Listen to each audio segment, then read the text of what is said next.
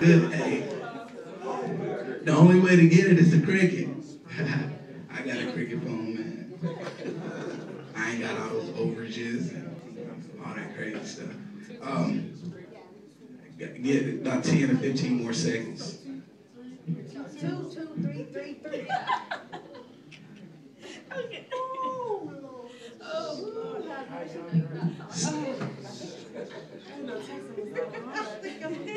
If y'all don't get it, we'll correct it at the end. But I want to keep it going because I don't want to lose focus, you guys.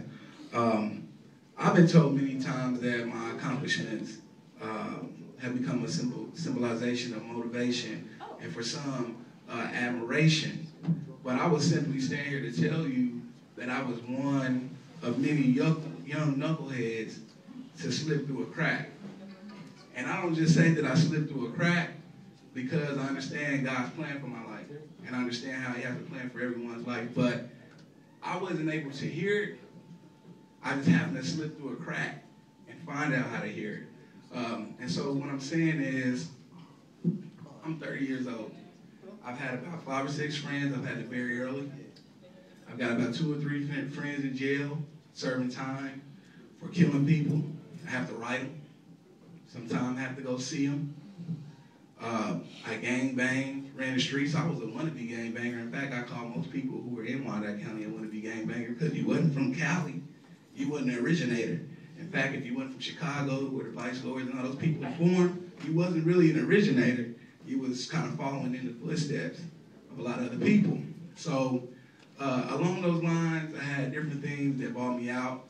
I even had, at one point I had an OG, and I was one of them guys. I grew up on 4th Street, so I know a little bit about 31 Hoover Crib. I thought I was one of those. And I had an OG, you know, he had asked me one time to kill somebody, and it was a drug addict who owed some money. And so I took the gun, gave it back to him, said, I'm not doing this, and I walked away from that life. You know what I mean? So when I'm standing up here, I'm not just somebody in a suit. I'm not just some brother with light brown eyes with a curl, but I'm somebody from the dot. You know what I mean? I'm somebody from the dot. I'm your peer. And so when I was asked to come do this speech and come speak, I couldn't turn it down for nothing in the world because I feel like, one, I owe it to my friends who died early, because they're in the grave, you know, coming back for them. And then I also owe it to my friends who were at one time in jail, you know. A lot of them, we weren't afforded opportunities. A lot of us didn't have fathers in our home. A lot of us didn't have the different things we needed to be successful as young men. And so we fell into the different traffic. So anytime I can come speak to people, that's what I want to do. That's what I'm going to do. So simply, I talked about my friends. I remember sitting in an assembly, and a guy named Michael Wynn came to speak to us. He wrote a book, The Eagles Who Thought They Were Chickens. And he gave us all of these statistics about how many of us would be dead before we were 17, how many of us would be dead in jail, drug addicts, you name it. And so when I looked around, all my friends were like playing, flicking each other's ears, and they was throwing stuff. And so I sat there and I was like listening to him. I was kind of mad. So I'm like, how this dude gonna come in here? He don't know me. He don't know this community. He ain't even from Maddox County. How's he gonna tell us how we gonna end up? And inside my head, that has never escaped me. And in fact, it's part of my motivation. It said, I'm gonna make him wrong. I ain't going to jail. I ain't gonna be no drug addict. And that was one thing that stuck with me. But a lot of my friends, like I said, was from Juniper Garden, which we know as the projects. A lot of them have succumbed to a lot of those different things that he spoke about. And I'm like, dang, he read us like a book. And even if we could have just listened for a moment, you know, we could have made a difference. So I'm asking all y'all, just listen for a moment. Just hear me out. I think the message that I'll give today it can speak to everybody, not just the kid who struggled, but the kid who had to kind of fare off, and other people as well. In the last 6 years, since returning from Montgomery, I wanted to come back and make a difference. When I went to Montgomery, Alabama, I was just a college student. I ain't gonna even lie to you. Before 11th grade, I didn't even think I was going to college. And my church paid for me to go on a college tour. So I went to a college tour. We toured about 8 colleges in the South. I seen all these black kids walking around with book bags, and they was hype. I seen pretty girls, and I seen dudes on the basketball court hooping. I'm like, where they do this at? And it blew me away. So when I got back, I started asking my mom, like, how's we gonna do? She looking at me like, You know, so I'm saying all that to say I didn't have a lot of family support. So I'm like, where am I going to college? I'm going to do this. So long story short, I ended up in Montgomery, Alabama. Montgomery, Alabama was the home of the civil rights movement with King and Coretta Scott and all of these people.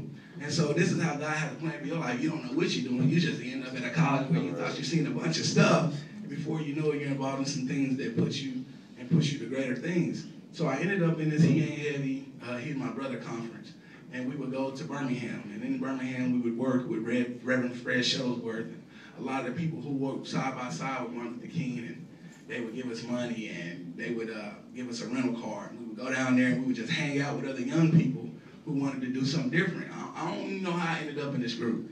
All I knew was I wanted to be better. And so all we had to do was promise that we would go back to our community and make a difference. So when I touched back down in Wyandotte County, I seen a lot of my friends, you know the typical, we got Carhartt jackets, sagging pants, KC fitteds, you name it, what we do. And it was one particular scenario. I was in Snack Pack, and I watched a young man come in, the older lady standing in the back, his pants was hanging straight down. I ain't hating on you if you saggy pants, I'm just saying it was a senior lady there, and I kind of felt like it was disrespectful to her, because that's somebody's grandma, that's somebody's mama who's watching you, and you kind of just saying to heck with what they think, you're going to do what you're going to do. And he was talking crazy and kind of saying that stuff, and I was a little embarrassed, because I was like, I want my brothers to speak intelligent. I want them to pull their pants up. I want them to do the right thing. And so I said, okay, I'm going to start this mentor program. Started the mentor program, got it rolling at Northwest Middle School. And in fact, if you guys are from Wyandotte County, you know about Northwest Middle School. And in fact, USD 500 has it's kind of been deemed as the black eye of middle schools.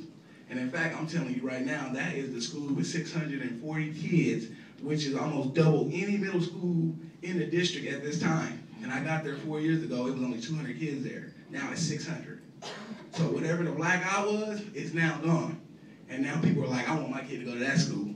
So we took books not bars in there, and our goal was to, I had a bunch of friends that went to Northwest. Even though I went to Rosedale, a lot of my friends went there. And I know a couple of them who died, a couple of them that got involved in drugs, and some of them were walking the streets talking to themselves. Y'all know some people who's walking the streets talking to themselves. You knew them.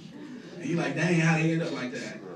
And so I said, if I can go into Northwest, put a program in there, get to change the ideas and thoughts of some of the most corrupted young men in this city, not only can we curb violence and statistics, but we can curb some of the crime and all of the kind of stuff that's happening in our community, and we can wake ourselves up. Because see, in Wyandotte County, the degrees of separation is 3 to 1. That means everybody's somebody's cousin, or everybody's somebody's relative. And before you know it, you're looking up like, boy, you was my cousin, boy, I've been knowing you all my life, and I didn't even know it. So if we can reach 3,000 people, 3,000 people reach 9,000 people, you got a different change of dynamics going on. So this is kind of our idea. So just to be, long story short, it skyrocketed. Missouri, God bless them people. Missouri, they've been calling, trying to buy the program. They've been saying, hey, come over here, we'll give you a job, just bring it here, we need something, you know. And so it's a program that's in real demand. It has a step team. Young men go and perform various places. In fact, one of our first performances was here about 4 years ago at a TASSU step show. From that step show, we performed for Michael Basin when he came in town at the 5,000 Metro. So since then, they performed at Morehouse College in Atlanta. They performed in Dallas. We went everywhere, young men performing and stepping. And we've been setting that image that young men can pull their pants up, young men can be successful. I want to talk about Books Not Bars, the title, for a minute, because we said with Books Not Bars, simply, we want education and not prisons. I'm going to tell you right now, 90% of urban core school districts in America are feeder systems to the prison system. You hear what I'm saying? That means they expect their students to go to jail. And in fact, jails in America is the biggest private growing industry in America. Biggest industry in America. That means if I can build a jail and put 400 cells in there, I gotta have 400 people that's gonna come. And for everyone that come, I'm gonna get $120 to $150 a month subsidiary from the government. It's a business. So who has to end up there? Somebody does. And I'm here to tell you that there's a system that's set up to put people in the urban core in prison. And you have to understand that and let that motivate you every day of your life. I ain't saying be a conspiracy theorist. I ain't saying go off on the police if he pull you over and say, you just want to take me to jail. I'm saying understand that there's a system that exists there to put you there. And it's no joke. In fact, I advise y'all to go look up NWA and how it was started. There's a few people who've been putting it out there on Facebook, and they show how some guys and investors got in the room and said, matter of fact, just think about it. How do you think 4 young Negroes from the hood grew up in the projects gonna distribute themselves with videos and music? Somebody had to pay for that. There's an unseen hand that paid for that. And in fact, if I can get everybody to buy that and listen to what they're saying, I can get them to come to my prisons. So y'all need to look up how NWA was started and find out some of those things that were put out there for you. So eventually, that's why, again, we started Books Not Bars, because we wanted to give young men a better understanding of how to be successful as young men. BARS is an acronym, bringing awareness to at-risk students.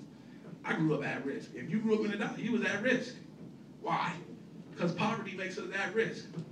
We can't sit in here in front. We grew up in poverty. Most of us was on family assistance. Most of us had these kind of crazy things going on around our head. We were in poverty. Poverty is the cradle to prison pipeline. That means a good chance if you're born into poverty, you're going to jail. That's what Pilate did. That's what the guy did. The king sent the decree for Jesus, and they didn't know where he was. They said, take every firstborn till we get him. You born into poverty, is a good chance you don't have a chance. And they create that poverty for you. I ain't gonna say they create that poverty, we create our poverty because of our thinking. I'll move forward from that because I don't want to get out and sound like I'm a conspiracy theorist, and people on Facebook, on YouTube will be like, don't elect him again. He thinks everything is a conspiracy. So I'm gonna get on from there. Also, I came back, I started WCUCP, which is a program of young professionals from throughout Wyandotte County. Various times we go get degrees, we go to college, we go to different places, and once we get our degrees, we don't move back to where we grew up. Never forget the hood. Never. And in fact, I call out certain people who do. You know, Puffy put a little Ronald McDonald house in New York, and Jay-Z's making all these millions, and why the hood ain't doing good? You know what I mean? So a lot of people that came out and got a little bit of money, why not put some systems up? Why not put some things into place that can help us be successful? When you go out and you get a degree, when you're motivated, come back to where you grew up. If you don't stay there for long, still invest. Go and invest in programs to help young people. Go invest in school districts. Go spend a little time with young people. Do something that always reproduce where you grew up. Because I'm going to tell you right now, when you move to the burbs, the police going to harass you. I don't mean to sound like that. I'm not anti-police, but they're going to get behind your car, and they're going to pull you over, and all that crazy stuff. So you still going to deal with your issue wherever you go, you know. So, created WCUCP so young people can come and get involved and come back and be involved in their community. As commissioner, I was elected commissioner in 2011. I'm the youngest person in the state of Kansas to ever be elected to a council or commission. And I say that to say, when I read that poem, and that poem went off in my head, somebody said it couldn't be done, I wouldn't be denied. And in fact, ever since I've connected with God, I've connected with positive energy, and I know how it works for me, I have been successful. Because I have made it and deemed it personal for me to be successful. And whatever I put an endeavor in, God has made successful. There was people that said, when you start your mentoring program, the school district is not going to accept it. You're not going to be able to get it in there. I'm here to tell you, it was easy. When people said I couldn't run for office and you weren't going to get elected, that was easy. So many people say, they say a bunch of stuff that cannot be done. That stuff is easy. When you set your mind to it, which is the greatest thing that you got, that the greatest gift that God gave to anybody besides eternal life was a brain. So I'll go a little further. Like I said, I'm gonna come back to the brain thing because I want us to get our mind game up. Why is politics important for us? I give this example all the time. In politics, a lot of people are like, well, don't do politics. Them are snakes. That's the snake's pit. They corrupt. They do all that. Why not be involved in politics? Why be involved in politics? Politics is like a flower. If it's a flower that's coming out of the ground, you know where the politics is? It's the root of the flower. It's where, when you see the flower come up on the top of the surface, or on top of the surface of the turf, what happened at the root is what gave you the flower you see. You cannot bypass politics. You cannot act like it does not exist, and you cannot say, we do not vote. I cannot vote. I will not vote. You must do that. And in fact, some of the founding fathers who wrote up this Constitution did not want you to vote. And in fact, they called African Americans less than a person. They called you less than a person so you could not vote. And in fact, if you've been looking at the media and the news here lately, they still trying to take voting rights. You got to vote because that's your voice. That's your speaking to the world. If you want to make a call down to City Hall and say, this is what I want y'all to do, that's your voice through your vote. You must get out and vote. I mean, there's no other way around it. Politics is what you have to do. And in fact, I'm trying to encourage a bunch of other young people to join me. Get involved with some of this stuff. Get involved with the root of the flower. If you want to see a different flower, a different product, you got to get involved with it at the root. There's different organizations and programs in our community, in NAACP, different groups that you can join as a college student that can get you involved in different things that can change your community. You must be involved with the politics at the root. But let's focus on the people in the room. I thought when I spoke today that some people would have paper that they could write and ask some questions. So I had some questions that I wanted you guys to ask yourself. And if you can't write it down, if you can't jot it in the notes in your cell phone, these are important questions. In fact, I call them the phenomenal 7. Because if you can answer these questions, you may have a great chance of being successful. The first question is, how many people in your immediate family have graduated from college? When I say immediate family, that's your aunties, your uncles, your cousins, and your grandmas and your grandpas. How many of the people in your immediate family have graduated from college? And it's important because that is to tell you, if it's a bunch, then you probably got a good support system. If it's nobody, you probably don't have a good support system. So what's that say? You got to motivate yourself now. You got to be motivated because ain't nobody else going to rub you on the shoulder or whips in your ear. You can do it. Don't drop out. You can do it. So you got to do that for yourself. Ask that question. How many people in your immediate family graduated from college? Because those statistics are high in the report. And in fact, it was only one other person in my family that had graduated from college. And so that's why I was saying I wasn't even inspired about going to college till I went on the college tour. Because nobody made it like it was important to me. That's an important question for you. The second question is, do you know who you are culturally? I'm not talking about what the television told you. Atlanta Housewives and BET and College Hill. I'm not talking about that. Do you know who you are culturally? And I'm not just talking about black people. I'm talking about whites and whatever it is that you are. Do you know who you are culturally? Because that tells you to know who you are. You must know thyself. In fact, the great Marcus Mosiah Garvey said, a tree without roots cannot grow. If you don't know who you are culturally, you cannot grow. That's part of your success, knowing who you are. You must know who you are. Do you know who you are? And I ain't talking about that junk you see on reality TV. The only real thing about reality TV is none of it is really real. Number 3, what's in your DNA suggestion? And I talk to my boys about this. We have DNA suggestions we receive from our fathers, whether we like it or not. You guys know science. Y'all know about the chromosome, the L. You get more from your father than you get from anybody. So what's your DNA suggestion? When you was conceived, what was your father going through? Because it is a sure thing that when you were conceived, whatever your father was going through, he passed through you to your seed. This is where the saying comes from, the apple don't fall far from the tree. And that's why some of us, as African Americans, we've been carrying slavery from the plantation to now. We are rebellious by nature because of what our ancestors went through. You are carrying DNA suggestion. So in your DNA suggestion, the reason why I asked you what is your DNA suggestion, you got to know what made your father great. You got to know what he failed at, because there's a good chance that's what you're going to fail at. And when you know what your father dealt with, and most of us in here probably don't have no fathers. I grew up without mine. But when you find out what your father struggled with and when he was great in, those are things that you automatically got passed to you.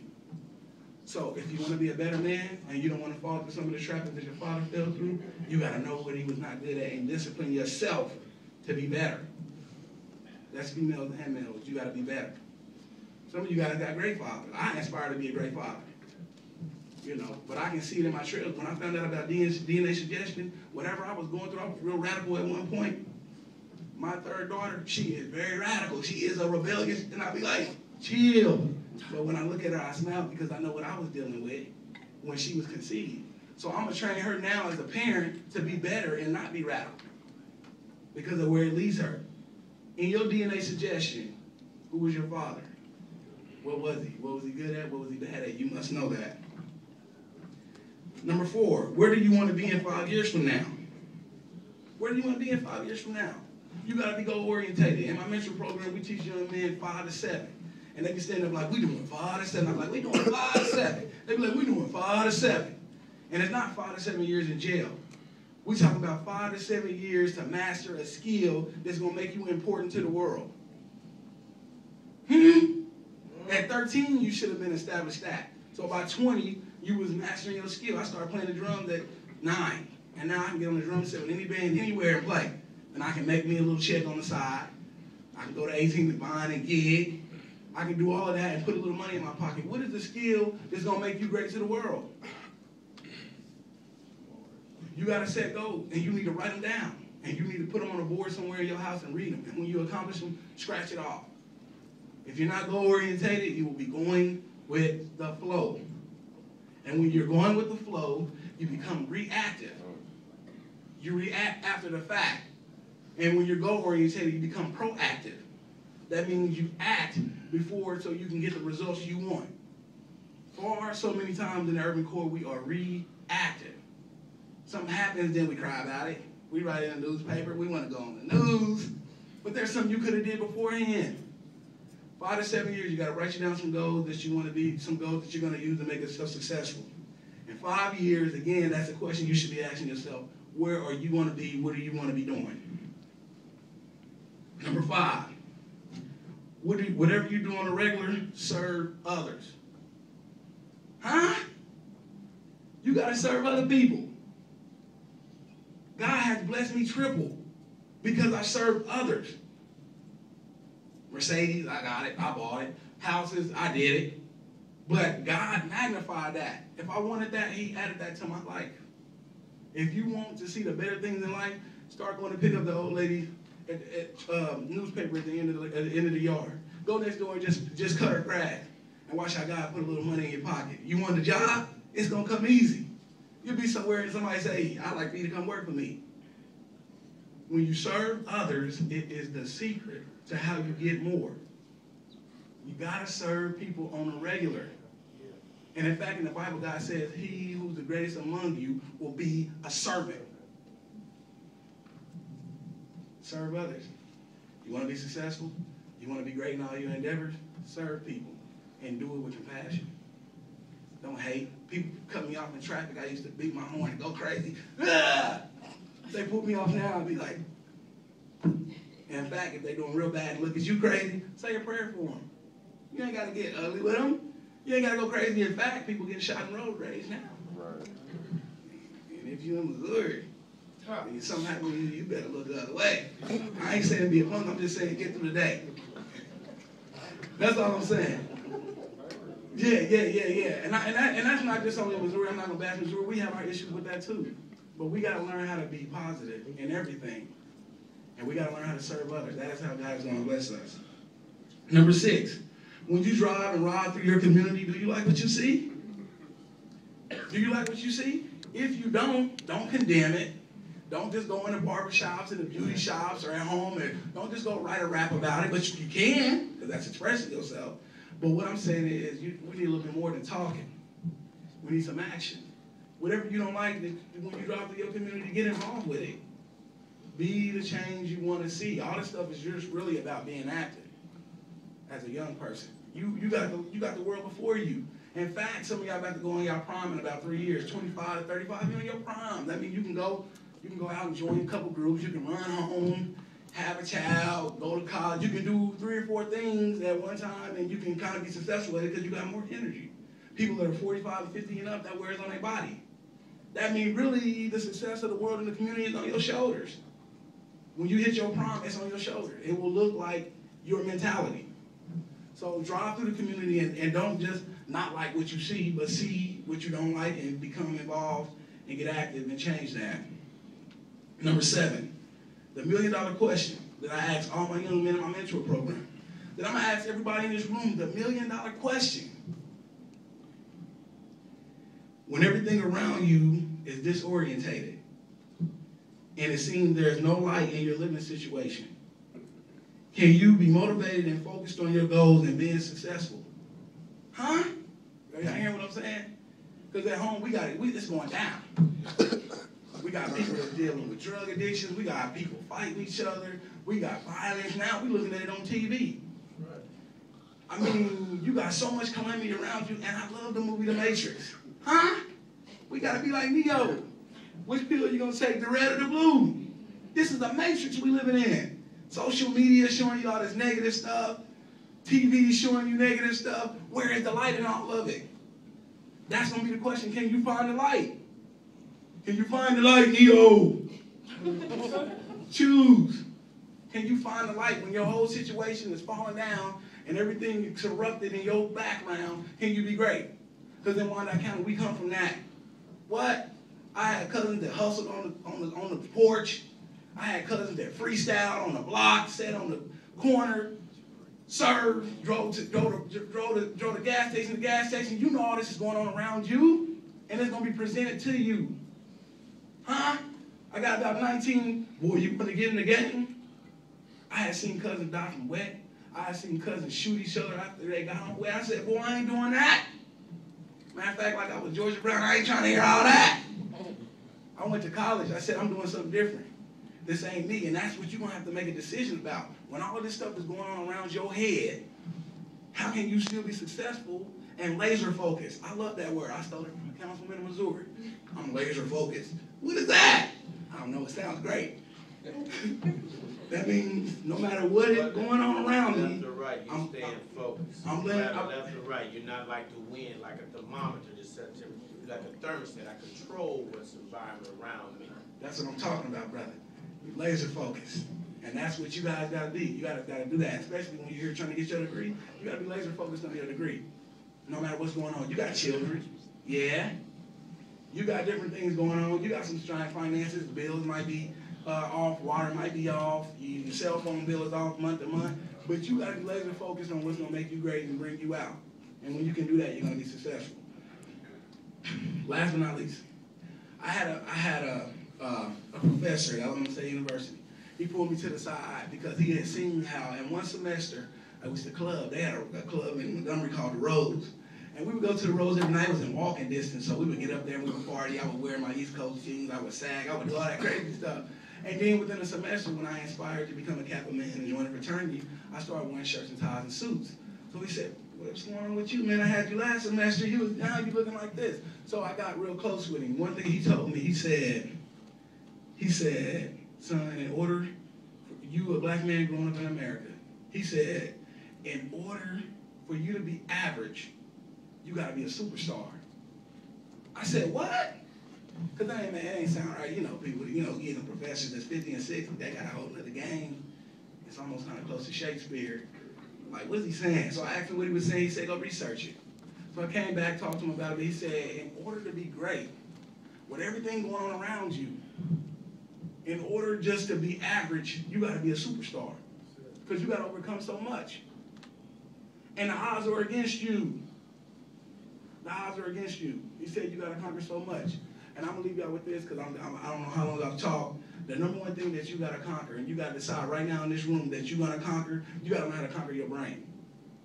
You got to learn how to conquer it. Because if you don't control your mind, somebody else will. That's a proven fact. In fact, that's why television is $1 billion industry. If I can give you an image and get you to buy it, you're going to be a product. You're going to make me millions of dollars. You got to control your own mind. It's the one thing that God gave us that separates us from flowers, that separates us from wildlife and animals. Our brain